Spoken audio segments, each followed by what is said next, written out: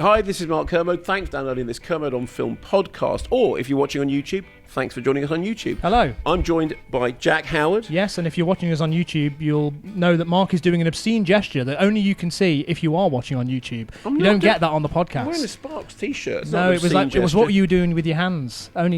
Only people on YouTube could see that. You're just imagining all this sort of stuff happening. Anyway, this week we're talking about film festivals. So Jack and I are both back from film festivals on opposite sides of the world. Yes. With very different experiences of them and very different sides of the divide. So, Kermode on Film, Jack Howard, film festivals. Let's go.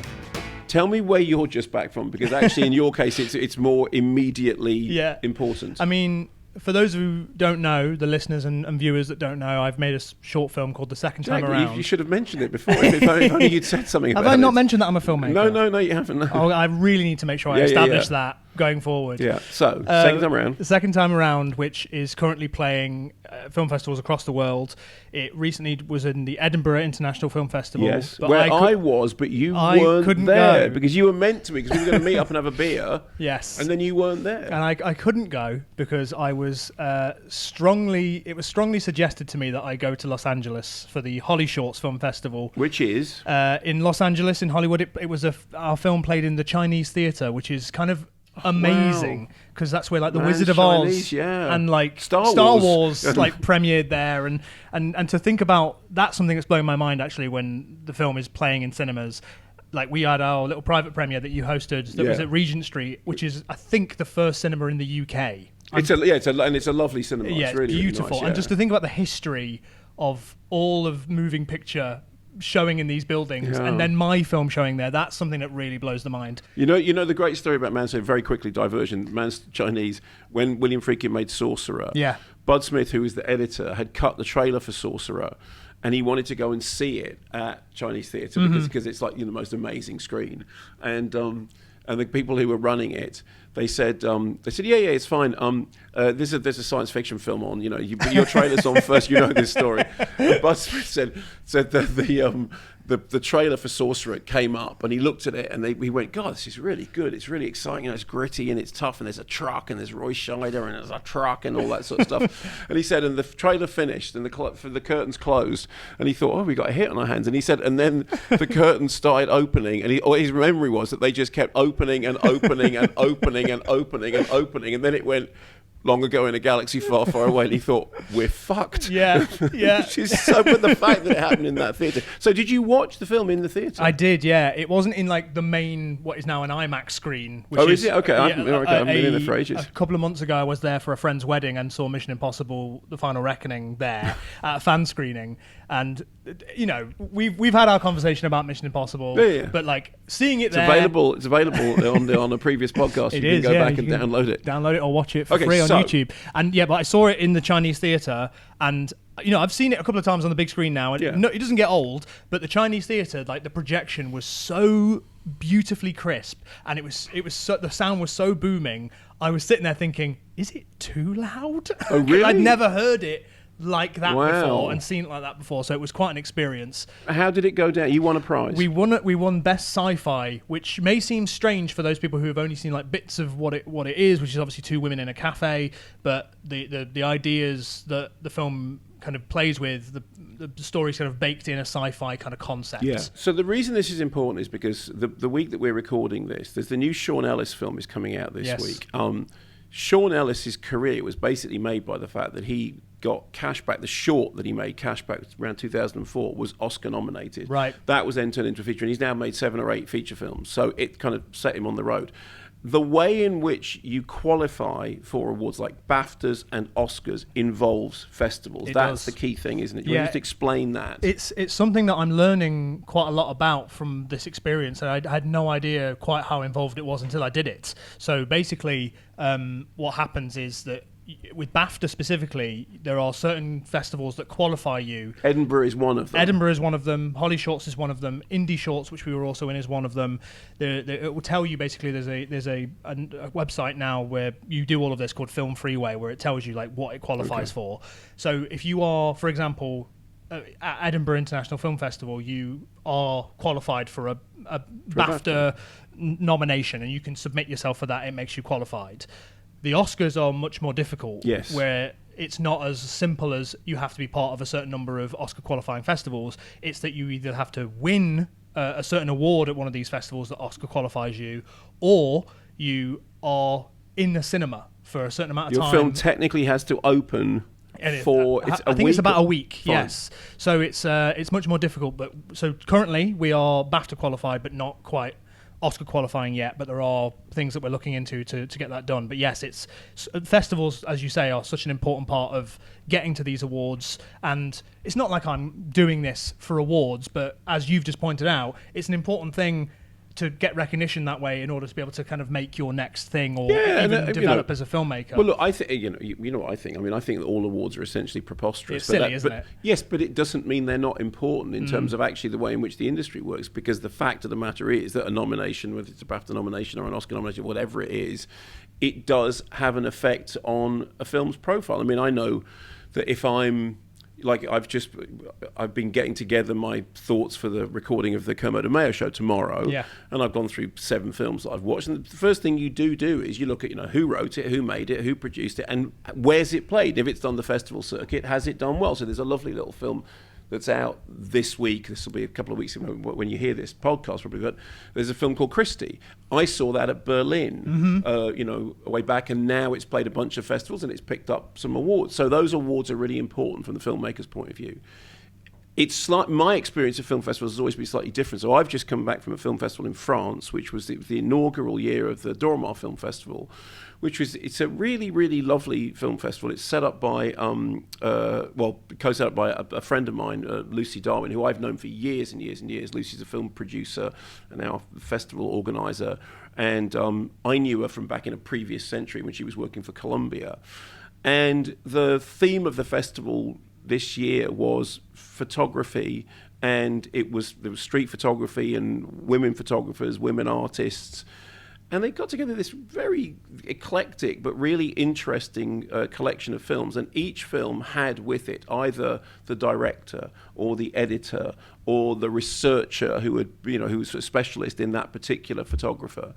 And it was fascinating because it was quite a small festival and very intimate, and you got to spend time with the filmmakers. So there's this guy called Lee Shulman who made that movie I Am Martin Parr, which I had seen and reviewed because it came out here a little bit ago.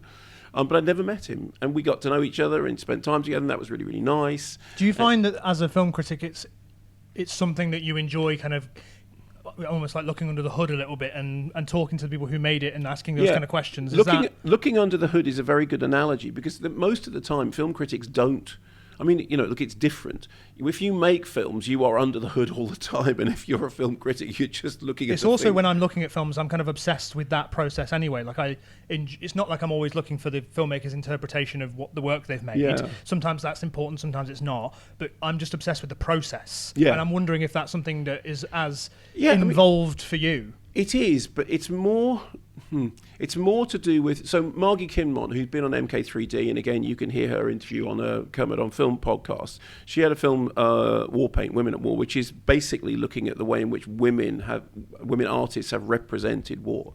So I've interviewed her before, and she's a great talker. I mean, she knows how to talk a good film. But what's fascinating is talking to her about, okay, what are you trying to do, and what do you want the audience to take away from this? And sometimes it's exactly what you think. Sometimes it's from a sort of roundabout perspective. Sometimes it's not quite what you expect it to be. And also, very interestingly, talking to an editor about, you've got all this collection of material. How does that then become the film? That's your kind of under the hood thing, because obviously, as we all know, films are absolutely made in the editing. That's absolutely the case. I know you referring to documentaries as well. Because these are all documentaries. All documentaries. These are all documentaries. Sorry, I should have said that at the beginning. They're all documentaries. Maybe you did and I missed it, but the editing process is the directing process. But it's fascinating because, for example, there was the documentary capturing Lee Miller, and of course, recently we had the Kate Winslet film, the Lee film, and. So I've seen that story in different versions in the last year or so, but it's interesting how it's the same story, but they're very, very different in the way in which they're told. So, I thought that was fascinating. The other thing was, it was just nice to we had panel discussions, this was great. It's in France, right? And I don't know whether you know this, Jack, but in France, they don't speak English. Really? Yeah, they've got a whole other language. What is it? I think it's called French. It's all Greek to me. It's very good. So what they were doing was they were doing panels in bilingual, actually sometimes trilingual panels. Wow.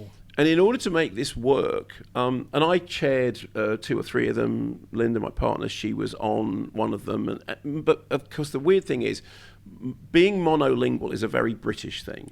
Most other people speak more than one language, and they look at us like, you know, why can't you Who just are these do idiots? This? So the first one that I chaired, we got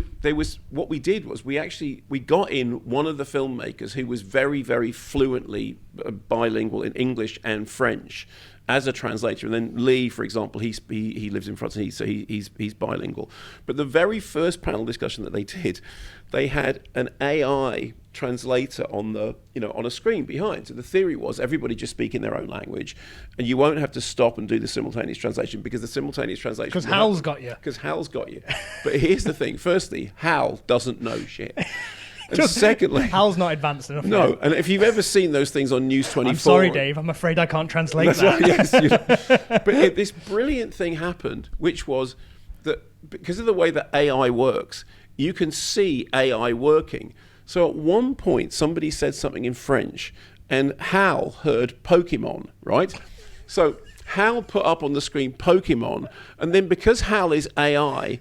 Al thinks, oh, they're talking about Pokemon. I'll continue to give them Pokemon for the next references. 2 minutes, it was Pikachu, and it was just like, it was literally this absolute stream of gibberish. And the funny thing was that the panel were all on stage, and they were discussing the politics of the muse, whether the idea of the muse was gender-centric idea and all the rest of it. And meanwhile, the thing in the background... Is Mewtwo or Mew? Exactly. Yes, it was doing it. So after that, we had simultaneous translation. But it was really great. It was really, the atmosphere was lovely, and the people were really nice, and unsurprisingly, the food was great. Of course, yeah. But that was kind of in a way my ideal sort of festival, because I organised the Shetland Film Festival for 17 years, and that was very much a local festival for for the people who live there. In the same way that the Dora Maar Festival was absolutely designed for the people that were living there. So it's it's something for the community. The Shetland Film Festival was absolutely that, because there's not a huge amount of tourist trade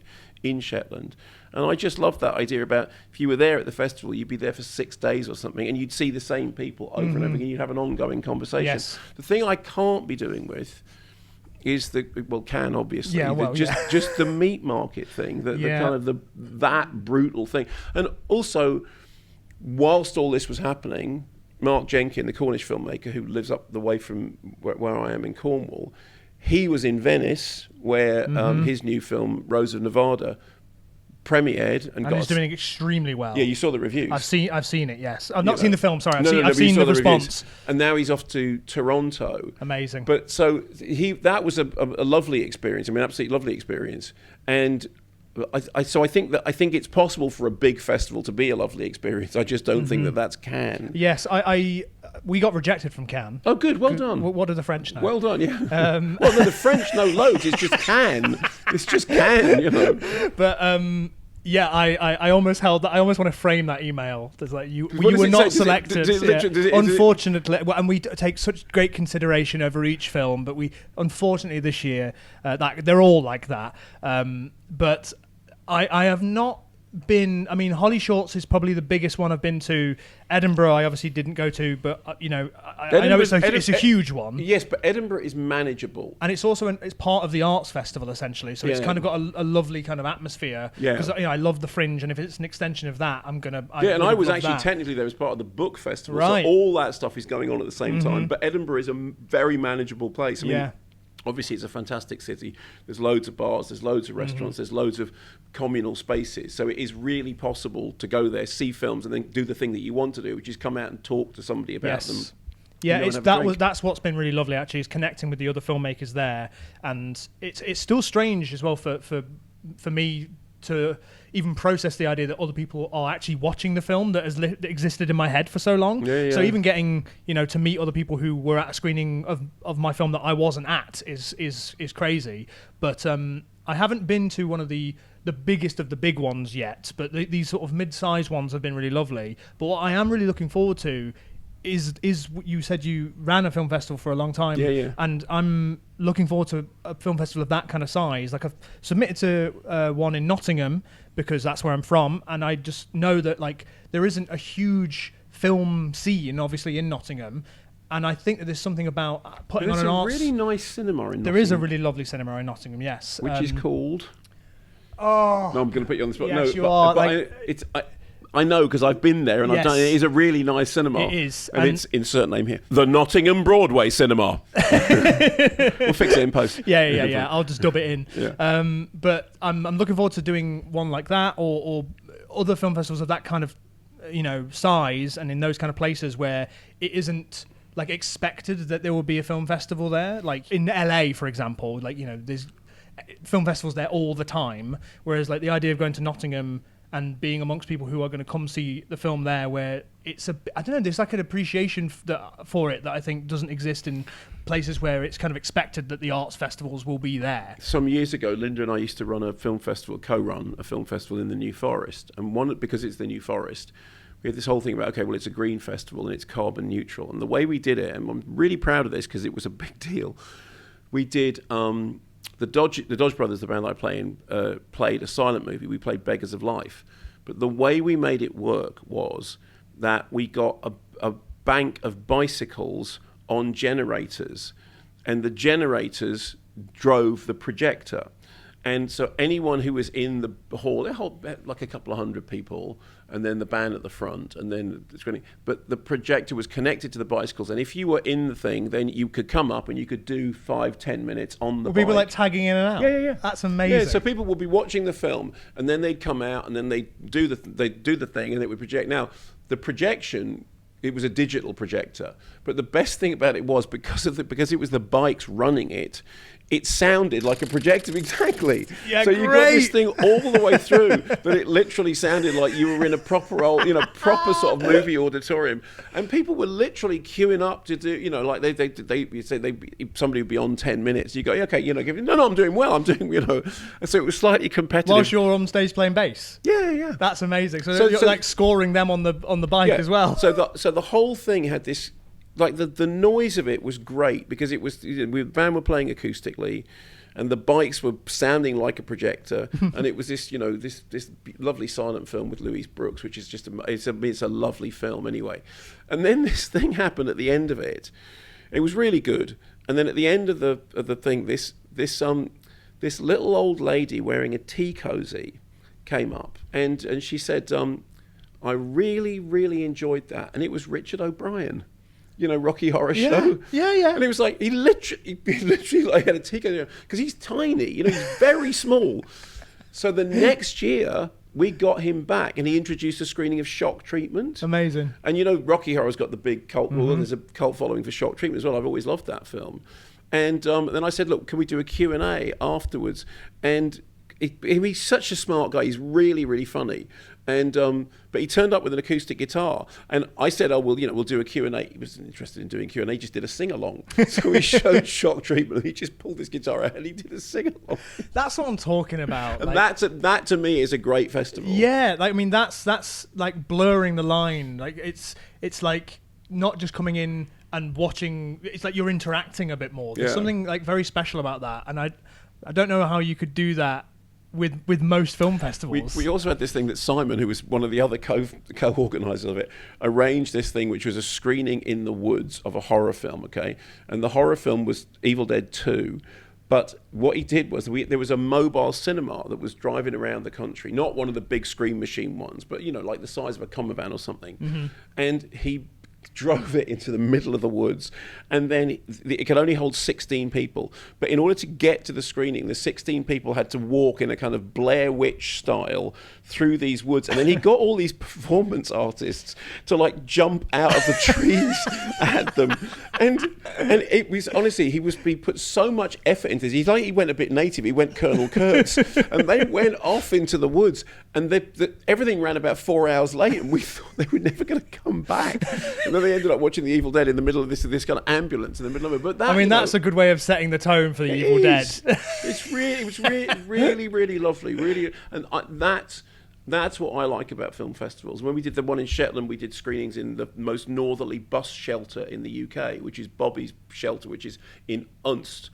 And I love all that sort of thing. To me, that was what was happening with the Dora Maar Festival. Lots of sort of, outdoor things, lots of sort of breakout spaces. That's where I feel at home. Yeah, I hope that I do get to attend something like that, because the film festivals, I'm just when you were talking about that, thinking about how there seems to be this kind of this impression of bigger Hollywood that a lot of festivals want to do, where it's like there's a red carpet and there's photographers. Was there a red carpet at Holly Shores? There was, but it's like inside the theatre, and like there's just like a little run of it for them to get little photos, and there's like press and stuff there. But I'm like, I don't know where this is going or who this is for. Like, it was all very lovely, obviously, and they had some very, very great, special guests to come and give out the awards. Like Lawrence Sher, the DOP of Joker and stuff, was there to give out a cinematography award, and there was a couple of other people like that as well. But there was something about it that felt very like your dreams can come true. Do you know what I mean? It's a very LA thing to feel like when you're there, and you get swept up in all of that. But I must admit that what you're describing as a different style of film festival sounds like a more fun experience to have, other than doing like an impression of Hollywood where everyone's dressed up nice and getting photos and all that kind of stuff. The Shetland Film Festival had the shortest red carpet in the world, because when we started, they didn't even have a cinema. It was just like one of those carpets you wipe your feet on. It was literally like that, and we were projecting the films in a theatre. They didn't have a cinema. They built a cinema now, brilliant art, but it was about 1.5 foot, and it was just so you could theoretically put 1 foot on the red carpet. And I remember doing that. I remember thinking that was great. And then we wired the theatre for quadraphonic sound, and we played Tommy in quad, because it only ever been seen in quad in Leicester Square Odeon when it first came out, and we turned it up as loud as it could be. And I think that was your experience of is this possibly too loud?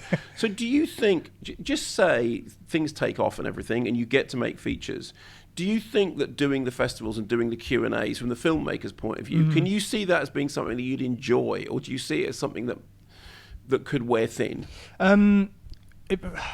Because I haven't had the chance, really, apart from people like yourself who've seen the film and know me personally, to really talk about the film. If somebody's really interested in asking about the film, then I would love to sit down and talk about it. And I feel like I've got so much to say about the film.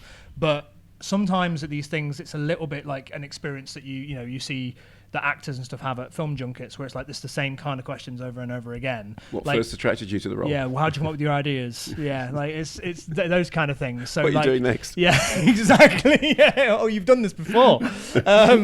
Yeah, so I do enjoy it, because if someone really cares about filmmaking and wants to speak about like how something genuinely got made, then that to me is a pleasure to do, because I've spent so long just being me doing it, and trying to explain it to the people who are making it. But if somebody is, especially because my film is causing very different reactions, like even in terms of what people think happens. Exactly, which is amazing. And I've had someone argue with me that, like, I wasn't arguing with them, but they were like trying to basically like say no, because of this look that she gives, it's definitely this. And I'm like, okay, like I'm not going to argue with you, but they were very insistent.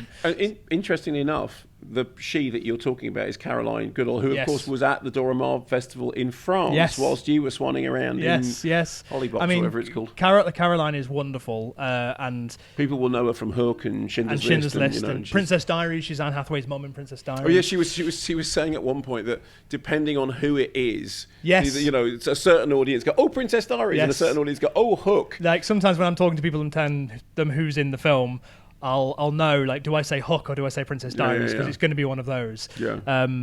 But yeah, I am very, very excited to see where this kind of goes now, and to be at these kind of things anyway amongst other filmmakers is quite exciting. Although it's very similar, actually. I came from the YouTube world. It's very similar to going to like a YouTube convention. Actually, it's the atmosphere is.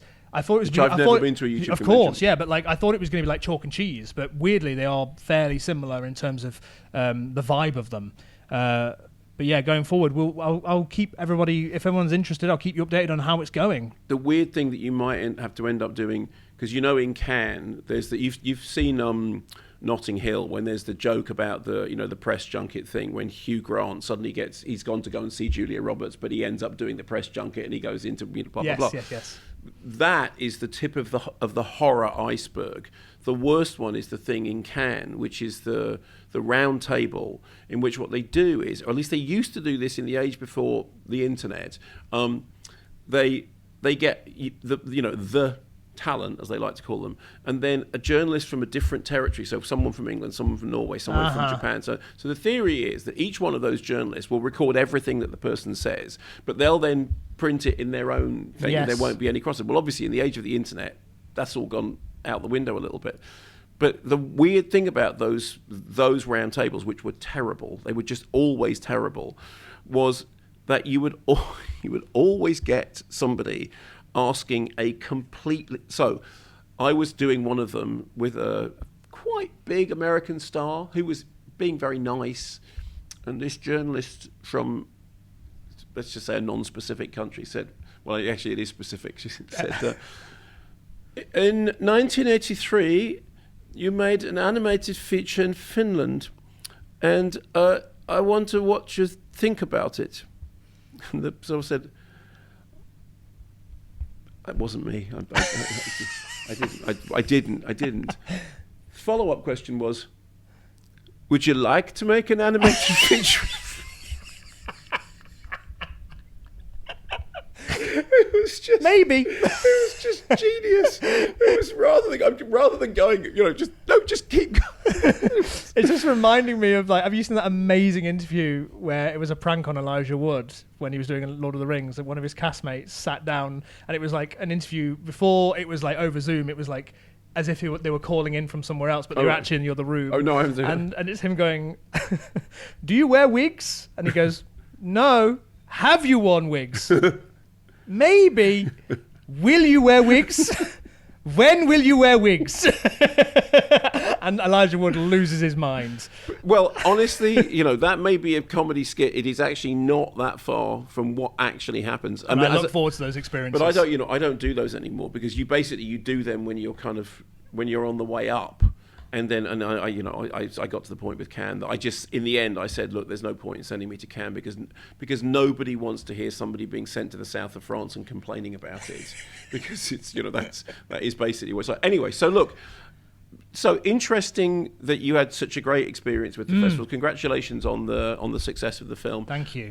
So now I did send you a message which said that if you win any awards... You did say this to me, yes. So what did I say? I can read it exactly. Yeah, go on, right. Go on.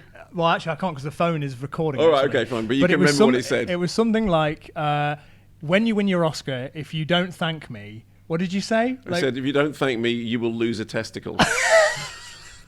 I didn't remember that exactly at all. Because it's Ferris Bueller. When does he say that in Ferris Bueller? Because he doesn't say it. Charlie Sheen is in the police station with Ferris Bueller's sister.